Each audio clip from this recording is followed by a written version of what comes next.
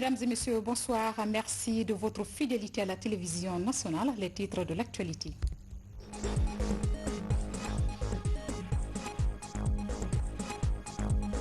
National pour la Guinée, le projet de construction de ce centre de données numériques vient d'être lancé à Conakry par le Premier ministre chef de gouvernement.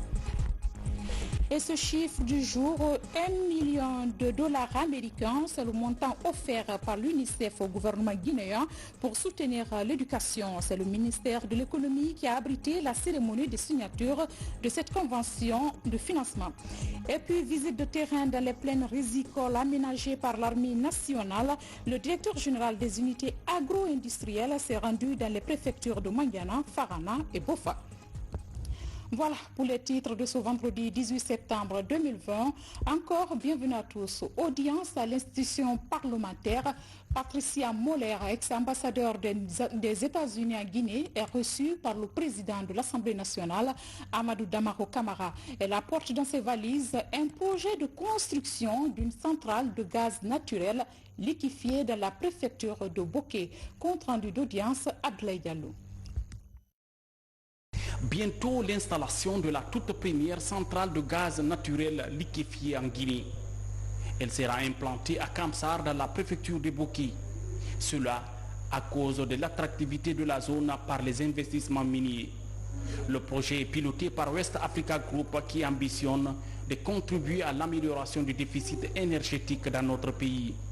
À l'Assemblée nationale, les promoteurs du projet présentent l'état d'évolution des activités d'implantation.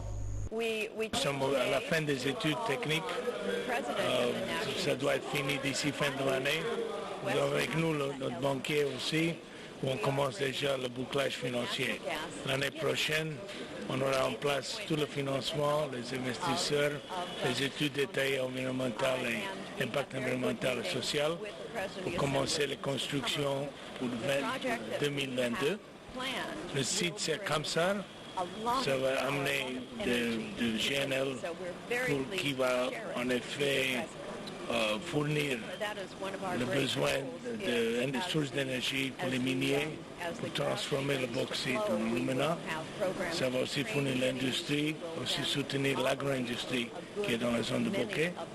Et surtout, comme disait le président, ça va donner une autre source pour l'utilisation de gaz domestique pour combattre la déforestation.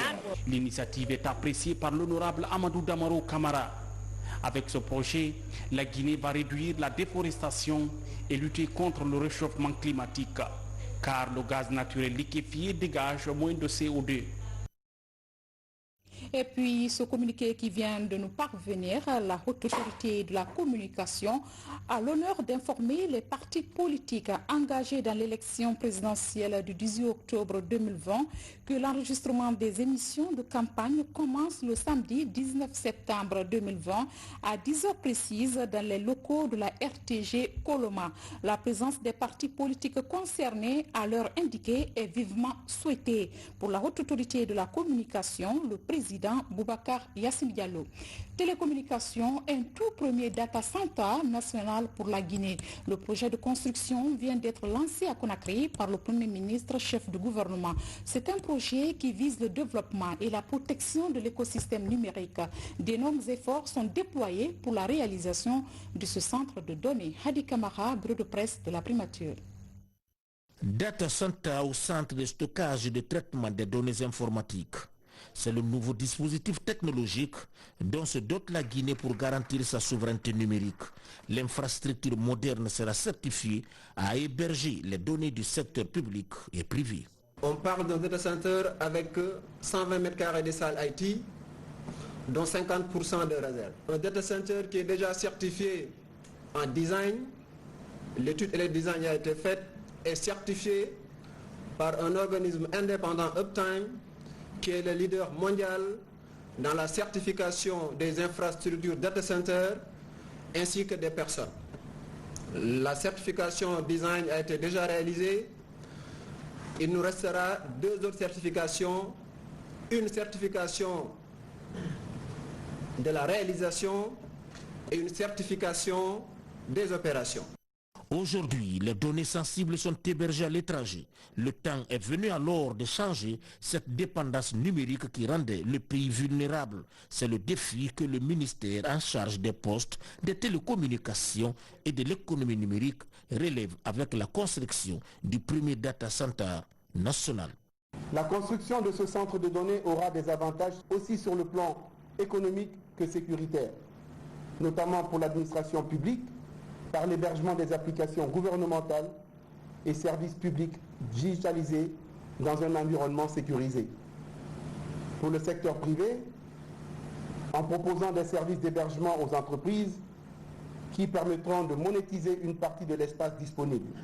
Les objectifs visés pour la mise en place de cette infrastructure sont entre autres une optimisation des coûts, un gain en flexibilité et finalement une amélioration de qualité de service. Ce projet numérique est une initiative du président de la République, professeur Alpha Condé. Le pays bénéficie d'un positionnement stratégique à travers le développement d'infrastructures technologiques modernes. La révolution numérique dont nous parlons pour l'Afrique ne doit pas se résumer uniquement au mobile banking. Il faudrait que la jeunesse puisse bénéficier d'architecture numérique pour pouvoir développer les nouveaux services dans des incubateurs et start-up. Le data center vient à point nommé dans ce sens, enrichir le portefeuille de produits et services que vous pourrez commercialiser auprès des entreprises et auprès du grand public. Aujourd'hui, plus que jamais, mon gouvernement est déterminé à s'inscrire dans cette vision du professeur Alpha Condé, de soutenir le secteur du numérique dans le but d'améliorer constamment le climat des affaires, d'améliorer la vie des citoyens et d'offrir de nouvelles opportunités d'affaires et d'emploi à la jeunesse guinéenne. Je vous souhaite plein succès dans la réalisation de cet important chantier et vous donne rendez-vous dans 8 mois pour l'inauguration solennelle de la mise en exploitation par le professeur Alpha Condé, alors en ce moment-là, premier président de la 4e République guinéenne. La construction du data center va durer 8 mois. Le coût de réalisation est estimé à plus de 10 millions de dollars américains. Le financement est assuré par le gouvernement. L'Agence nationale de l'innovation et de l'économie numérique assurera le suivi, la gestion et l'exploitation de cette infrastructure clé dans un monde de plus en plus numérique. De son côté, le ministre d'État, ministre de l'Industrie, des petites et moyennes entreprises, a rencontré les opérateurs du secteur privé. Il était question de voir comment rendre plus attractif le secteur industriel du pays. Une rencontre de concertation qui a permis aussi de faire des propositions. Kernos Mandiallo. Ces 10 dernières années, le secteur industriel est l'un des domaines qui a connu d'importants investissements avec la création de plusieurs entreprises dans les secteurs de l'agroalimentaire ou encore de la cimenterie. Résultat d'une politique d'ouverture et d'un travail de fond pour améliorer le climat des affaires. Pour renforcer cet élan, le ministère d'État à l'industrie et des PME crée un espace de discussion, une approche pour être en phase avec les préoccupations des industriels qui partagent leur vision, expriment leurs préoccupations et portent un regard sur les efforts menés jusque-là. Nous reconnaissons que le cadre légal et réglementaire a été amélioré, qu'il y a eu des efforts dans la réalisation des infrastructures économiques. Il est indéniable que la desserte en électricité, par exemple, a été améliorée. Il est indéniable que les capacités du port ont été multipliées. Mais il y a encore des défis à relever. Les industriels invitent également à renforcer la qualification professionnelle. Les différentes préoccupations exprimées à cette occasion devraient toutes permettre à la Guinée d'avancer dans la recherche de solutions pour accroître le parc industriel du pays et augmenter le produit intérieur brut. L'enjeu est important si jusque-là les industriels guinéens sont plus concentrés sur le marché local. La nouvelle vision est de faire en sorte qu'ils puissent se lancer à l'assaut du marché africain et tirer profit des avantages de la création de la zone de libre-échange économique. Puisque nous sommes dans un dialogue qui doit être franc, le secteur privé en général dans notre pays est moins organisé que le secteur privé dans les autres pays. Nous n'avons pas d'interlocuteurs institutionnels dans le sens de l'unité et la cohésion de groupe au sein du secteur privé. Ça nous complique énormément le dialogue d'une part et la recherche de solutions d'autre part. Même les partenaires rencontrent la même difficulté et se plaignent souvent qu'il n'y ait pas une entité représentative de l'ensemble du secteur privé ou tout au moins de la partie significative du secteur privé. Cet espace de discussion va être entretenu pour mettre les responsables du ministère de l'Industrie et des PME. La formation d'un comité de suivi des recommandations est annoncée à cette rencontre pour accélérer la dynamique en cours dans les secteurs de l'industrie et des petites et moyennes entreprises. Actualité politique à présent, présidentielle du 18 octobre prochain, c'est la course contre la montre pour la Commission électorale nationale indépendante. À 30 jours du scrutin, la CENI a reçu ce matin les ambassadeurs de l'Union européenne et le groupe des 5, c'est-à-dire les partenaires techniques et financiers. La rencontre a surtout porté sur le niveau d'avancement du chronogramme électoral. Compte rendu d'audience, Makemedonzo. À un mois de la présidentielle prochaine, le groupe des 5 et les ambassadeurs de l'Union européenne cherchent à satisfaire leur curiosité dans l'organisation de l'élection du 18 octobre. Ils posent des questions sur l'ensemble des opérations du chronogramme élaboré par la CENI, de l'installation des démembrements jusqu'à la distribution des cartes d'électeurs. Après 2 heures d'entretien, ces partenaires techniques et financiers de la Commission électorale nationale indépendante qui siègent au niveau des groupes de contact comme observateurs se disent imprégnés du contenu du calendrier électoral. Nous avons eu une longue séance avec beaucoup d'explications, à la fois sur les fichiers, sur l'organisation du déploiement des observateurs, la question de l'affichage ou pas des électeurs. C'était très intéressant, très instructif et nous remercions le président de nous avoir donné cette opportunité. Les commissaires de la CENI saluent la visite du groupe des 5 et ambassadeurs de l'Union européenne. Cabinet Cissé et son équipe ont apprécié la qualité des échanges avec ces diplomates. C'était sans tabou et des questions pertinentes ont été posées et nous avons aussi donné des réponses aussi appropriées. Et la CENI, on les a montré que la CENI est dans l'optique d'organiser des élections transparentes, en commençant d'abord par son fichier jusqu'à la suite du processus qui va, disons, conduire à l'élection le 18 octobre. Le groupe des 5 est composé des représentants de la communauté des États de l'Afrique de l'Ouest, la CEDEAO, de l'Union européenne, du système des Nations Unies, des ambassadeurs des États-Unis et de la France. Parallèlement, sur le terrain, l'heure est aux préparatifs pour la distribution des cartes d'électeurs. Les opérations de formation sont déjà en marche dans les préfectures de Farana, Kissédougou et Guékédou. Une activité supervisée par la CENI pour le bon déroulement du processus. Reportage signé Salimat Kanti. Cette prise de contact entre la mission de la CENI, les représentants des partis politiques en compétition et les démembrements a pour mobile d'échanger sur le contenu du programme du processus électoral. La présentation finale du rapport d'audit du fichier électoral, la formation des membres de la commission administrative de distribution des cartes d'électeurs sont entre autres des sujets débattus lors de ces CIB dans les préfectures de Farana et Guékédou.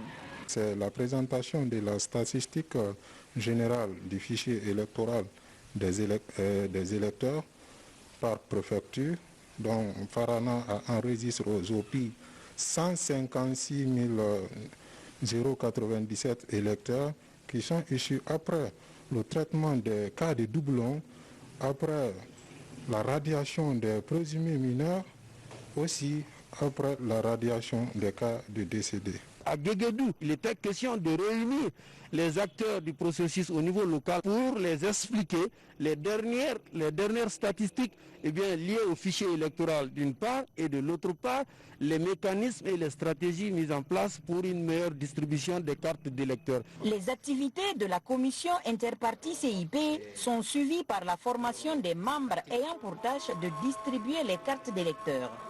Ici, dans cette salle de formation à Kissidougou, les formateurs insistent sur la mobilité de la commission dans les différents secteurs. À cela s'ajoute la transparence et l'impartialité dans l'exercice du travail. C'est une formation en cascade. Les différentes commissions ici présentes dans cette salle vont encore relayer ces informations-là aux ayants droit. Et il s'agit là, bien sûr, effectivement, différentes commission de distribution des cartes d'électeurs. Ces formations sont chapeautées par la distribution des cartes d'électeurs des citoyens enrôlés du 19 septembre jusqu'au jour des élections. Cet autre communiqué qui vient de nous parvenir, signé du gouvernement à la suite du décès tragique de 12 de nos compatriotes des suites d'un accident de la circulation à Kissidougou, le gouvernement décrète 3 jours de deuil national. En conséquence, tous les drapeaux seront mis en berne et les prières seront dites dans les lieux de culte pour le repos de l'âme des victimes. Paix à l'âme des victimes. À l'approche de la présidentielle, la jeunesse guinéenne se mobilise pour une élection apaisée. Dans la commune de Matoto, les Amazones du RPG Arc-en-Ciel comptent mener une campagne de sensibilisation pour la cohésion et l'unité nationale. Cette couche féminine s'active pour éviter l'instrumentalisation des jeunes en cette période électorale. Reportage Alga Simba. En Guinée, la jeunesse constitue plus de 52% de la population. Souvent, à l'approche des élections, leur instrumentalisation et les violences politiques sont fréquentes. Pour réduire ce phénomène, un système d'appui est mis en place dans la commune de Matoto. Il demande la participation citoyenne des jeunes. Ceci pour renforcer la cohésion sociale, encourager la tolérance et l'unité nationale. C'est pour enfin sensibiliser la couche juvénile sur les élections. Il ne faudrait pas qu'on accepte les manipulations. À chaque élection, regardez en 2010, en 2015, en 2018, même les élections couplées qui viennent de se passer, à chaque fois, nous enregistrons les violences, les pertes en vies humaines, les pertes des matériels et tout.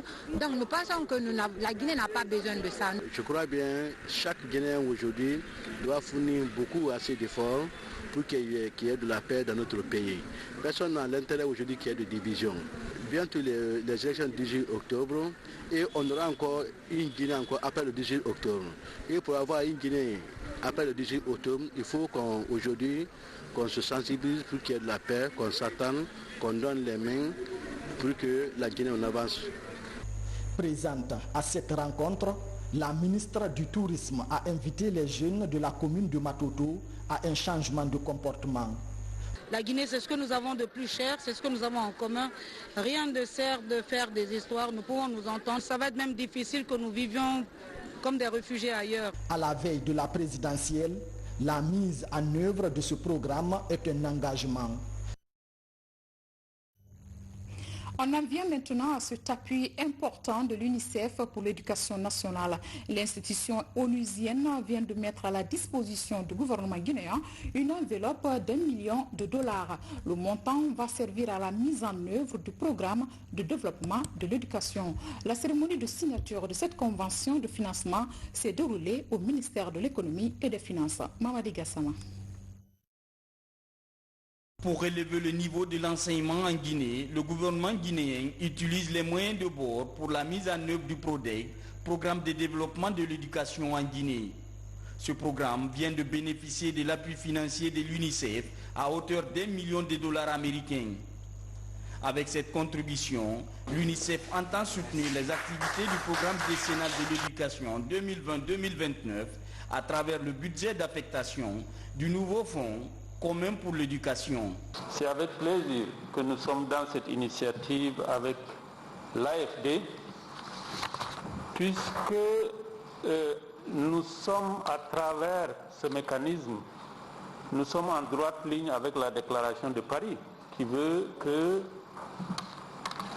l'assistance, l'aide extérieure s'aligne au processus intérieur du pays. Je ne saurais terminer cette allocution sans réitérer la détermination de l'UNICEF à accompagner le gouvernement guinéen dans son engagement à mettre en œuvre le PRODEC et ainsi garantir à tous les enfants, garçons et filles, du préscolaire à l'enseignement supérieur et technique professionnel, une éducation de qualité à laquelle ils ont droit. Ce fonds alloué à l'enseignement touche l'ensemble du secteur éducatif guinéen. À terme, il va contribuer à améliorer la qualité de l'apprentissage et la formation, la construction de nouvelles salles de classe, l'acquisition de manuels scolaires. À cela s'ajoute l'appui au développement des filières techniques. Le PRODEC est une nouvelle phase d'amélioration et de qualification du système éducatif. Il s'agit, dans ce nouveau programme, de s'assurer d'élargir l'accès à l'éducation, de qualifier le système éducatif en améliorant la performance des enseignements-apprentissages et de faciliter l'insertion socio-professionnelle de ceux qui vont sortir du système éducatif. Et enfin, d'améliorer la gouvernance par une gestion plus informatisée, plus digitalisée de l'intégralité du processus de gestion du système éducatif guinéen.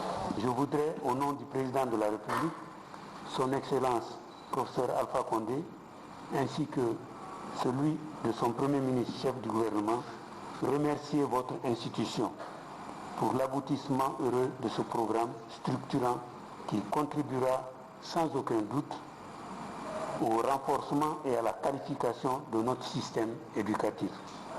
Je saisis cette opportunité pour exprimer mes vifs remerciements au système des Nations Unies en général et l'UNICEF en particulier pour la mobilisation de ces importantes ressources. Déjà, des accords de financement de plus de 50 millions d'euros ont été signés avec l'Agence française de développement dans le cadre de la mise en œuvre du programme de développement de l'éducation en Guinée. Développement local à Sigiri, les représentants des 12 communes rurales et urbaines ont entamé une formation de renforcement de capacité. Les différents modules portent sur les techniques d'accès au financement des projets comme le Fonds de développement local. L'action est pilotée par un groupe de jeunes leaders de la localité. Valérie Kalimane, Momelamine Kaba, depuis Sigiri. Le 22 février dernier, 2 chèques dont le montant global s'élève à plus de 80 milliards de francs guinéens ont été remis aux autorités préfectorales de Sigiri par le professeur Alpha Condé. Depuis la mise à disposition de ce fonds, la jeunesse s'organise à la base. Des formations sont organisées de façon périodique pour l'accès aux opportunités de financement des porteurs de projets. Vous savez que face aux autres projets, on fait le document et puis on va vers le bailleur de fonds. Mais le FODEL, c'est l'argent qui est à portée de main. C'est-à-dire, l'argent est là, il suffit juste de monter un bon projet et d'aller vers le FODEL et que ce soit financé. Les 34 participants, issus des 12 sous-préfectures dont la commune urbaine, ont du pain sur la planche.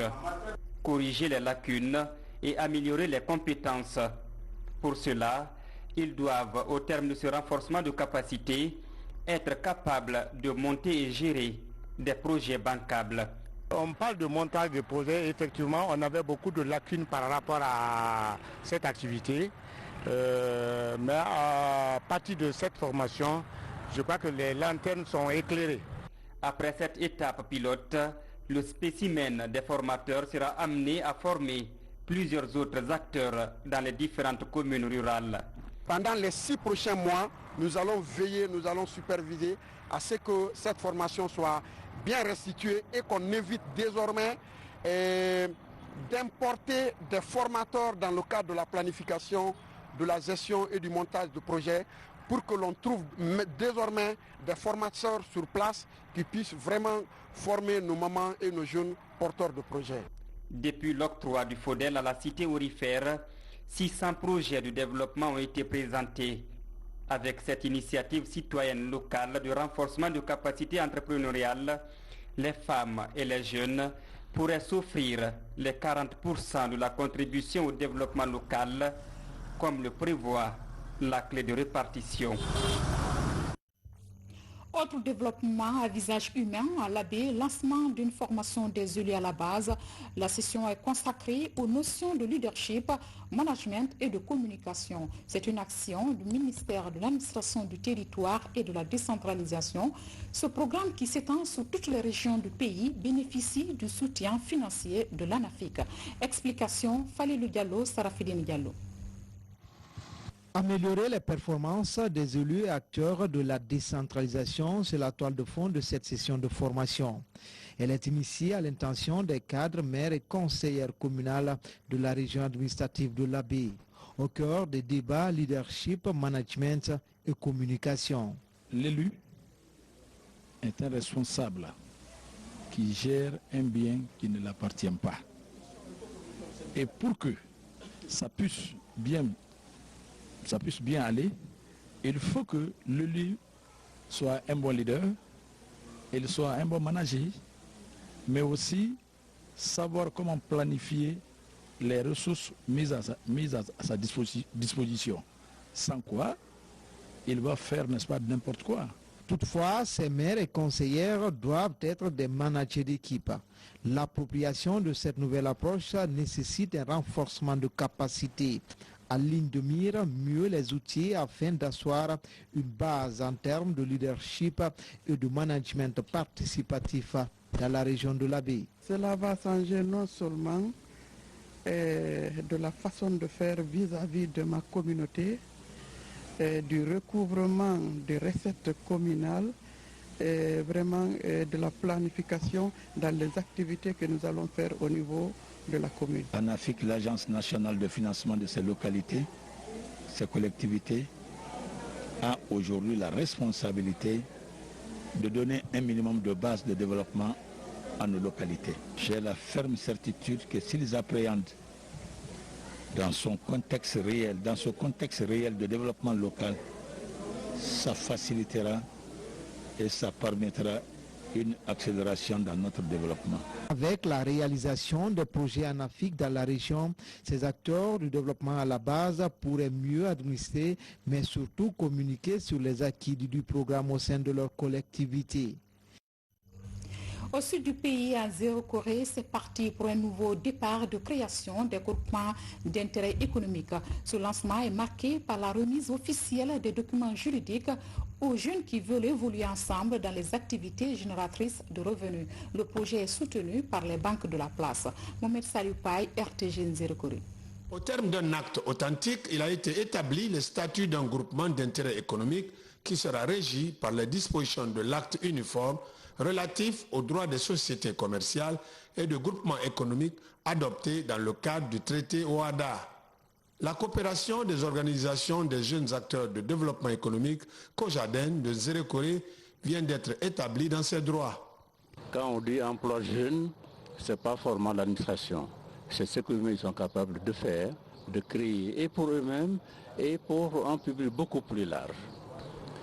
Il y a d'abord un premier noyau qui est assez dynamique, qui croit que par eux-mêmes, en montant de bons projets qu'ils peuvent réaliser, ils peuvent gagner leur vie décemment. Les documents juridiques ont été officiellement remis à la structure afin de se prendre en charge et de pouvoir faire des prêts au niveau des banques pour leur fonctionnement. C'est une organisation qui est née sur la base des réalités qui reflètent le terrain. On s'est dit, pour un départ, les jeunes avaient des compétences, ils avaient des projets, mais ils étaient dispersés. Pour un départ, il fallait les réunir et par profil, afin de voir comment accompagner leurs différents projets. Désormais, ces jeunes vont évoluer dans plusieurs domaines d'activité génératrices de revenus, à savoir la production agricole, l'élevage, la transformation des produits de l'agriculture et de l'élevage, l'assainissement des services juridiques, de santé, de l'éducation et de la transformation. La coopérative pourra aussi effectuer toute autre opération qui sert à la réalisation de son objet social, y compris le développement de la communauté. Restons dans la région, bientôt la fin du calvaire pour les populations de Macenta. Les travaux de reprofilage de la voirie se poursuivent et avancent bien. Ces travaux consistent à traiter les points critiques pour améliorer la circulation entre les différents quartiers de la commune urbaine de Macenta. Notre reporter Ansoumane Toumani Kamara nous fait l'état des lieux. Plus d'une semaine après leur démarrage, les travaux de reprofilage des différentes artères de la voirie de Macenta se poursuivent. En attendant la fin de la saison des pluies, ces travaux consistent à éliminer les points critiques et à recharger les plateformes des différents axes. C'est le président qui a accepté de répondre, n'est-ce pas, à l'appel de la population de Macenta. C'est ce qui a fait d'ailleurs qu'il m'a donné l'ordre d'envoyer les machines. Et directement, on a commencé d'abord le ressagement et le reprofilage. Pour le moment, on a fait quelques 2 à 3 km maintenant de reprofilage. En réalité, la population est très contente de ce qu'on fait au terrain jusqu'à aujourd'hui. Attentif aux préoccupations du peuple, le président de la République met en œuvre tout un programme de modernisation des villes du pays. L'action bénéficie de l'accompagnement des fils du terroir. Être de Macenta et ne pas vouloir du bien de Macenta, ce n'est pas cohérent. On s'est dit avec M. Condé qu'il fallait faire quelque chose. On a appelé les bonnes volontés qui pourraient apporter ce qu'ils pouvaient afin de reprofiler la route en attendant la fin de la saison des pluies, afin que maintenant l'État prenne le relais, quoi. Parce qu'on n'est pas l'État, mais on veut bien faire quelque chose pour la commune. Nous pensons que oui, que le président a un œil particulier sur Macenta, parce que c'est nous qui avons réclamé. Donc déjà, si cet appel est tombé dans de bonnes oreilles et que la procédure puisse être entamée à travers le reprofilage, nous ne pouvons que dire merci à tous ceux qui ont intervenu. Ces travaux de reprofilage précèdent ainsi la reconstruction et le bitumage de la voirie de Macenta. Le ministère des Travaux publics a déjà bouclé les études de faisabilité comme pour d'autres villes du pays. Et puis, l'atteinte de l'autosuffisance alimentaire passe forcément par le développement de l'agriculture, un secteur valorisé aujourd'hui par l'État guinéen à travers l'armée nationale. Pour preuve, la Grande Muette vient d'aménager plusieurs hectares de riz et d'anacarde à travers le pays. Le directeur général des unités agro-industrielles vient d'effectuer une visite dans ces différentes plaines rizicoles. Adjudant Omar Kamara sur les pas du colonel Mohamed Sandi. Suivi. Dans le cadre de l'atteinte de l'autosuffisance alimentaire, l'armée guinéenne, à travers l'unité de production agricole et agro-industrielle, s'active dans les plaines rizicoles du pays. Cette année, elle a réalisé plus de 250 hectares de riz dans les préfectures de Mandiana, Farana, Dinguiraï et Bofa. On a deux cultures, le riz et l'anacarde, dans le secteur 5 que nous occupons. Chaque année, on a une variété de 110 jours qu'on utilise pour la campagne. On commence d'abord par la pépinière et on vient pour le repiquage ici. Cette année, on a dévancé. Vous voyez le riz. Donc la première inondation, ça s'est passé. Bon, l'herbe que vous voyez entre le riz là, ça ce n'est rien. Bon, compte tenu aussi les parties rougies, ça fait 2 semaines qu'il ne pleut pas ici. C'est la raison, il y a eu des variétés qui ont les parties rougies là-dedans. Pour s'enquérir des réalités de la campagne agricole 2020-2021, le directeur général des unités de production agricole et agro-industrielle descend sur le terrain. Chaque année, nous avons des inondations et chaque année aussi, les chefs hiérarchiques procèdent à une amélioration de ces digues. Mais cette année, ça a été vraiment le cas de trop, parce que cette inondation est venue emporter toutes les installations qui étaient là, ces installations qui nous permettaient à gérer cette quantité d'eau. L'unité agricole est là, ils sont en train de se démerder. Vous voyez derrière nous, la quantité et sur le riz est entièrement dans l'eau. Et nous avons aujourd'hui de sérieux doutes sur le résultat de cette campagne agricole au niveau de cette plaine. En dehors de sa mission régalienne de défense de l'intégrité territoriale, de la protection des populations et de leurs biens, notre armée participe aussi au développement socio-économique du pays. Enfin, à Kankan, le championnat local informel de football a de beaux jours devant lui. Alors que la saison sportive est à l'arrêt pour raisons sanitaires, le comité d'organisation reçoit des équipements sportifs. C'est un geste du directeur général de l'ANAIM. Le reportage de Fodé Bangali est rendu par Alia Kamara. Kankan est l'une des rares préfectures du pays à avoir son propre championnat local. Une compétition qui permet aux différentes équipes de s'entraîner régulièrement et de garder la forme pour rejoindre l'élite. Mais un problème récurrent est rapporté par les différentes instances du comité d'organisation de ce tournoi de football, le manque d'équipement. Pour aider les structures sportives à poursuivre la pratique sans interruption, les équipes engagées dans le championnat reçoivent des jeux de maillot, des magres, des ballons et d'autres accessoires sportifs. C'est un sentiment de fierté parce qu'il répond à un cri de cœur depuis tant que les joueurs de clubs informels ont sollicité. Et aujourd'hui, ce n'est qu'un engagement tenu de sa part. Et nous le remercions très sincèrement. Ce n'est pas un geste qui nous surprend parce que ce n'est pas son premier geste ni son deuxième geste à l'endroit de nous les jeunes footballeurs de la ville de Kankan. Cela ne nous a pas surpris, nous sommes très contents. Le geste est réalisé par un fils du terroir, une façon pour lui d'apporter sa contribution à l'émancipation de la jeunesse de Nabaya. Une grande mobilisation a été organisée à l'occasion de la remise officielle des équipements. Tout ce que nous pouvons faire pour organiser la jeunesse, nous allons partir dans ce sens. Donc c'est dans ce sens que nous avons voulu faire ce don à l'endroit de la jeunesse, dans le but de les remobiliser davantage. Il s'agit de 396 magres, puisque nous savons qu'à Kankan, il y a 18 meilleures équipes qui représentent Kankan.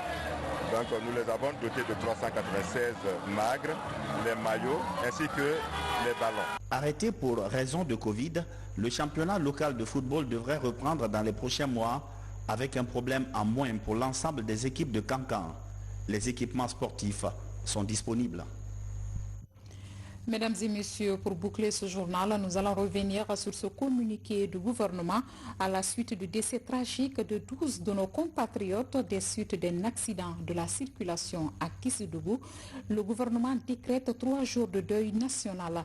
En conséquence, tous les drapeaux seront mis en berne et les prières seront dites dans les lieux de culte pour le repos de l'âme des victimes.